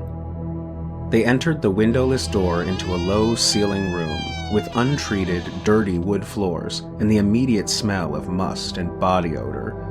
There was a kitchen area on the left and a long table with a few clearly handmade crafts, seemingly from animal bones and feathers. On the right, a counter of dried goods and meats. Running the length of the entire room from floor to ceiling was a dirty burlap divider of some kind, like they'd split the back half of the room into another space. In front of the curtain was a dining set with 6 chairs. From around the back, an old woman entered the front, wiping her hands. She looked angry, but waved them in. The woman didn't speak any English, but she was used to communicating with travelers. Though, as hard as they tried to ask about the gas pump, she didn't understand. Eventually, they gave up, and she gestured that she was going to cook. The old woman began working in the small kitchen, and Marilyn and Henry were left to look around the place. A while had passed when the front door burst open. A large man entered, dirty and greasy and furious. He screamed about the car parked out front. Henry apologized and explained they needed gas. The old man laughed, spitting his tobacco onto the floor, and said it hadn't pissed up anything in 40 or 50 years. Baffled, Marilyn and Henry pleaded for any kind of assistance. Finally, he agreed to make a call about a gas delivery, but only if they moved their car around the side. Marilyn offered to do it, as she wanted to grab a few more things from the car. Henry handed her the keys as the old woman began to set the table. A deep sigh escaped Marilyn the moment she sat in the driver's seat. She was so frustrated to be delayed and wanted to be anywhere but here. The tears came as she recalled her family's excitement only a few days ago.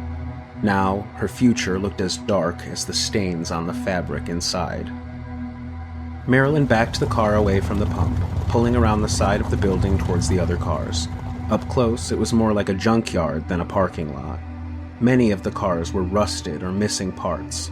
Some looked ancient, nearly 20 or 30 years old. There were several vans and trucks, and everything stopped. Directly in front of her sat her family's van. The license plate had been removed, but she was certain. She threw the car into park and hurtled towards the van, shoving her face up against the window and looking inside. The van, which had been filled to the brim with their belongings, was now nearly empty. Left behind was only garbage, a few random papers, and her son's teddy bear. A feeling of dread overtook her so heavily she nearly collapsed. Looking back at the ramshackle hotel, she remembered Henry alone inside. Returning to the station wagon, she grabbed her small pocket knife and a canister of bear spray, tucking them both into her pockets. For the first time in her life, she wished she'd owned a gun. Upon opening the door, she noticed a fresh presence in the room. A young, beautiful brunette who was shamelessly flirting with Henry. Hearing Marilyn return, Henry looked back with a huge grin. They were going to be the guests of honor, he said. He pulled the chair back from the head of the table and waited for her to sit. Marilyn wanted to grab him and run, but there was nowhere to go. She hated the idea of the dirty, smelly curtain hanging behind her. The young woman was Kate, a medium who gave lectures at colleges across the South. She introduced Big Daddy, who said nothing in return, and called the old woman Ma. She asked what Marilyn did for a living, and panicking, Marilyn said she was a teacher. "How could you be a teacher," she asked, "if you're already a full-time doctor?" Marilyn's eyes shot to Henry. He nervously laughed, explaining he'd already shared how they knew each other. He looked at Marilyn like she was acting strange. She continued, apologizing. Sometimes she liked to create a new identity when she was on vacation, she said. "Vacation, huh?" Kate pestered again. "So you're not looking for your missing family?" If looks could kill, Henry would be dead on the floor. How the hell had he shared so much in such a small amount of time? Marilyn started to answer when Ma dropped a bowl loudly in front of her on the table. A puddle of murky, red-tinted broth filled the bottom, topped with chunks of fatty meats and mysterious vegetables. Big Daddy and Ma began feasting without saying a word. Marilyn watched as Henry lifted his fork and took a lump of gray meat between his lips, chewing and dripping grease down his chin. She didn't have an appetite, and she was baffled that Henry was so blind to how odd everything was around them. But there was something about Kate that was magnetic. She laughed at his jokes and played with his hair. He batted away the compliments in a way that begged for more, and she provided. She rested her hand on his nearest shoulder and stepped behind him. He took another bite as she began to massage his shoulders. "You really are handsome," she said. "A face like that doesn't come along often." He thanked her awkwardly. "It's gonna look even better on my brother." The curtain behind Marilyn whipped open, and a giant mass of a man appeared with a broad wooden mallet. He brought it down directly on Marilyn's head. She collapsed lifeless to the floor. Before Henry could scream, Kate slit his throat with the knife in her hand, and he too fell to the wooden planks below. The monster with the mallet stepped back behind the curtain and pulled a large lever. A trap door opened behind Marilyn's seat, and her body rolled inside. He then dragged Henry's body over, pushing him through and landing with a splatter in the darkness below. Kate complimented her brother and embraced him, giving him a long, wet kiss. He grunted with excitement. Ma got up to clear the plates and mop the floors, while Big Daddy helped himself to Marilyn's untouched dinner. He stabbed a chunk of meat with his fork and smeared it through the blood on the table like steak sauce. Time passed. Maybe minutes, maybe hours. Marilyn woke up from the jolt of Henry's body being lifted off top of her where he had landed. Her head was throbbing and the air tasted like pennies. Though her vision was blurry, she watched the man as he set to work, now wearing a butcher's apron. He pulled a massive, rusty meat hook down from its chain and hoisted Henry up. In one slick move, he hooked the metal into Henry's back, releasing the body's full weight to dangle from the rafters. The butcher looked back at Marilyn, who had barely closed her eyes, pretending once again to be dead.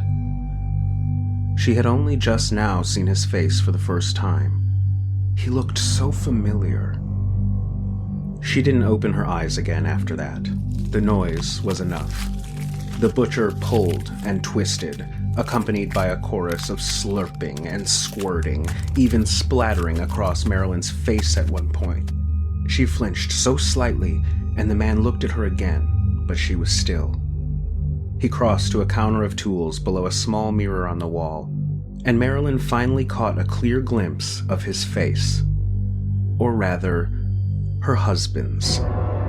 The man was wearing a distorted, bent, hand-sewn mask made of Roger's own face. Grunting, the man walked off to the back of the room, and Marilyn heard a door open and close.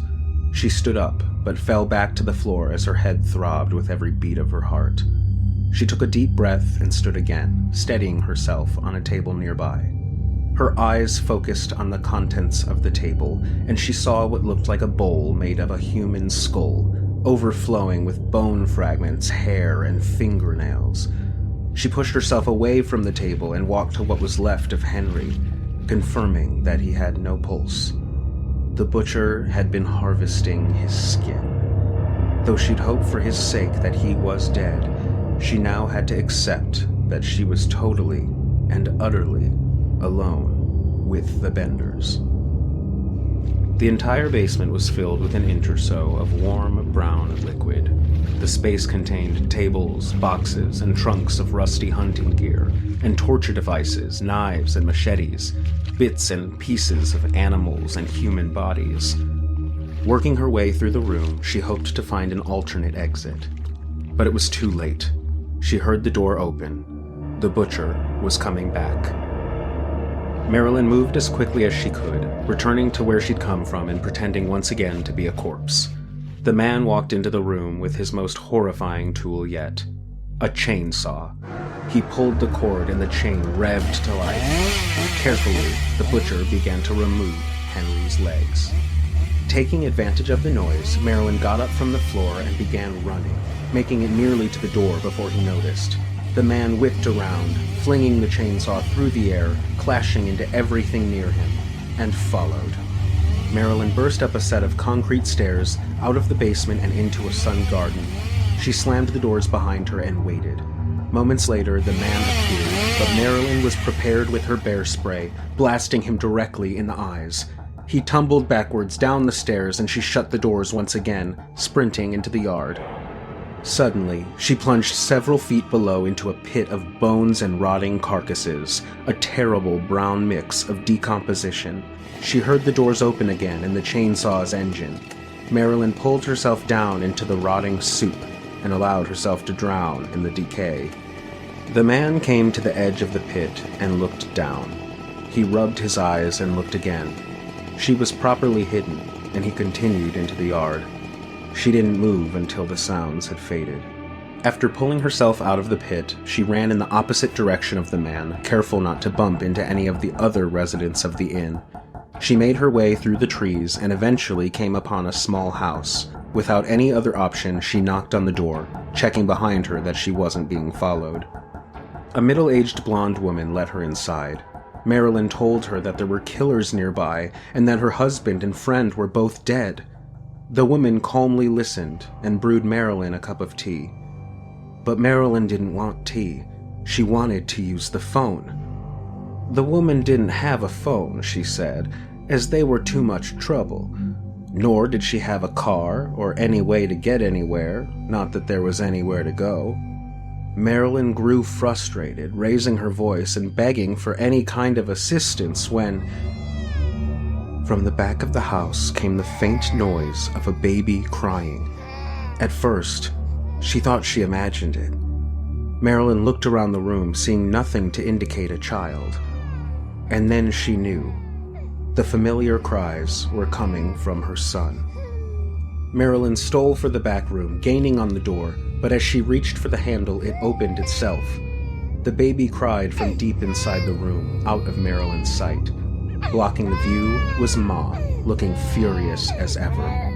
Marilyn backed towards the living room, now hoping to escape outside, when a phone rang from around the corner. She looked at the blonde woman, who smiled with a mostly toothless grin. "You told me you didn't have a phone," she said. The woman looked like she could barely contain herself. "Guess I forgot." She laughed as Ma answered the call, and Marilyn left the small house and returned to the woods. It was dusk and getting harder to see. Listening close, she could only hear the sounds of bugs and birds and maybe bats. She took a few quiet steps, keeping an eye on the shadows around her. Suddenly, the butcher was right behind her. Marilyn screamed and ran as the man followed, slicing and dicing through the air like he just couldn't wait to catch his prey. But being such a large man, he couldn't match Marilyn's speed. She cleared the woods and came upon a field she hadn't seen before, and in front of her a stream and a wooden fence.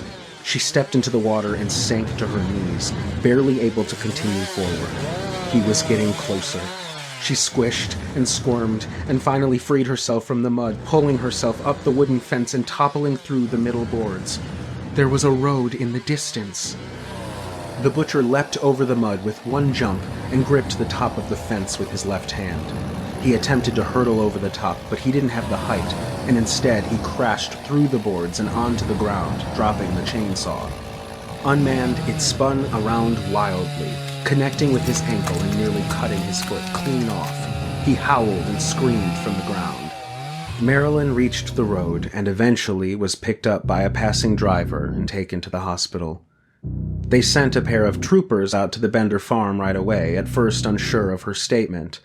Ma answered the door and indicated that she couldn't speak any English. The men pushed their way inside, but the bloody sheet had been taken down. There was a rug over the trap door. The floor was freshly mopped. A flirtatious Kate insisted that no one matching Marilyn's description had ever been by, but one of the cops pushed back, saying he saw her car on the side of the building. Ma began yelling that the men must leave, physically pushing them from the house. In an instant, she'd given away her mastery of the English language, as well as her true nature. But the Benders weren't going down without a fight. Big Daddy appeared in the doorway, clubbing one of the officers with the hammer. Kate had her knife ready to go, but the second man was able to run from the house to his patrol car. He made a desperate call over the radio and grabbed the spare ammo for his gun. Straightening his aviators, he stepped back out of the car. The butcher had been lying under the vehicle, waiting, and used his toy to cut through the officer's legs. He fell to the ground, screaming in pain, as the butcher began to make his way out from underneath. Word spread quickly, and several members of the county joined the other troopers when they arrived, guns drawn. The sheriff offered to let them come out unharmed, but there was no movement from the house. He repeated himself, but once again, nothing. As he stepped forward, offering their last chance, a bullet came from the side of the building, piercing the man's skull and tossing his hat into the wind. From there, it was war. The mob shot and shot and shot at the house until most of them were out of bullets. The gunfire was returned at first, but not for long, giving them hope they'd taken out their targets. Someone tossed a Molotov cocktail through the battered open door, and the house erupted. From behind the structure came the roar of a van with all 4 members of the Bender family inside. They plowed into the vigilantes, with the butcher leaning out the side, attacking with the chainsaw. Only one trooper made it to his car fast enough to follow the van, but they looped around, faking him out, and he drove right into the pit behind the house.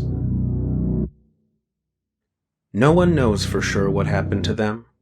The tracks disappeared, and the van was never located. Men combed through every inch of the Bender property, but never found any trace of the blonde woman that Marilyn had mentioned, nor a young boy. The family was later held accountable for over 70 deaths. Substantial rewards were offered for any information, but no one ever came forward. The Benders had escaped the clutch of the law, returning to the dust of the desert.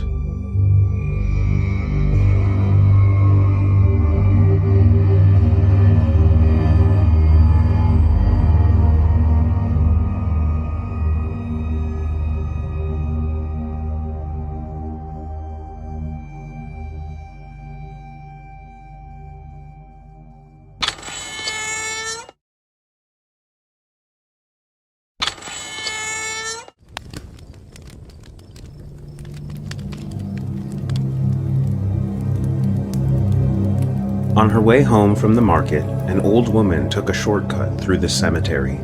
She was so hungry, and the money she'd saved had barely filled her basket. As always, she wondered how she'd make it to the next week, though she always found a way.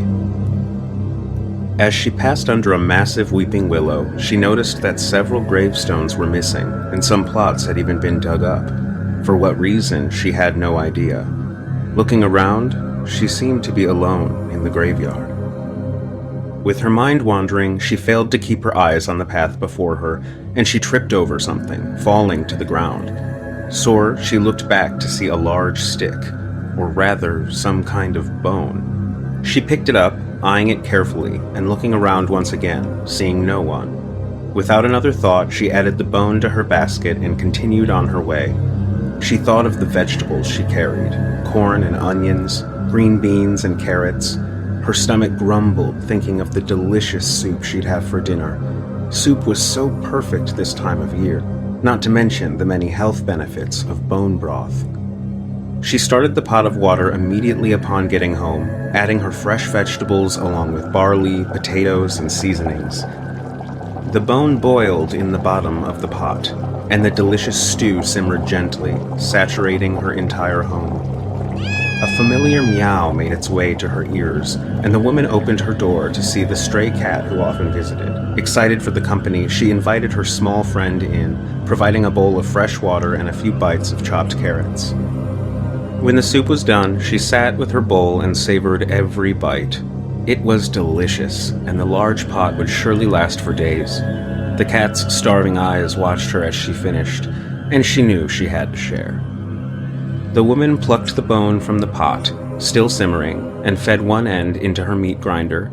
The long boil made it a bit easier to grind the first few inches into a sand-like texture that piled onto a small plate she'd prepared. Growing up, her mother had taught her to use every last bit of any resource. This always included the animal bones, an excellent source of calcium and protein with barely any flavor of its own. Mixing the grindings with a mashed potato, she placed the rest of the bone back in the pot and set the plate in front of the cat, licking her spoon. They were both so spoiled, she thought. Hours later, she awoke in the dead of night as a terrified howl filled her ears. Illuminating her lantern, she squinted into the room, but the cat was nowhere to be found. She called for him, but he didn't come. The soft bubbling of the simmering soup was the only noise in the night around her, until she heard the voice.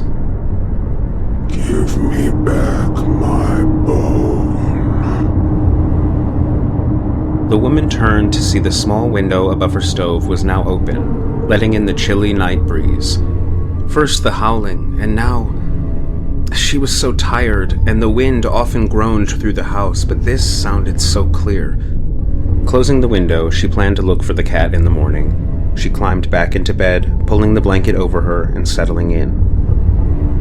But then, she heard it again. Give me back my bone. The woman was still in the bed, eyes wide open. She just needed to wait until the sun was up, she told herself. She'd had too much to eat and was having a nightmare. She insisted to herself that there was no voice at all. But only a while later, the voice returned. I want my bone back. It came from right outside her door. She stole from the bed, plunging her hands into the scalding soup to retrieve the bone. She rushed to the window, opening it quickly, and tossed the bone into the darkness. "Take it!" she screamed. It was silent. Trembling, the woman shut the window once again with her charred hands and stepped back into her home. Had it worked? Was it gone? She could only hear herself breathe. I want my bone! The door burst open, and the woman screamed with mortal terror. "I gave you your bone! I gave it back! I'm sorry. I didn't know. I gave it back. What more do you want from me?" She sank into her bed as the being stepped through the doorway into her home. I want the rest of it.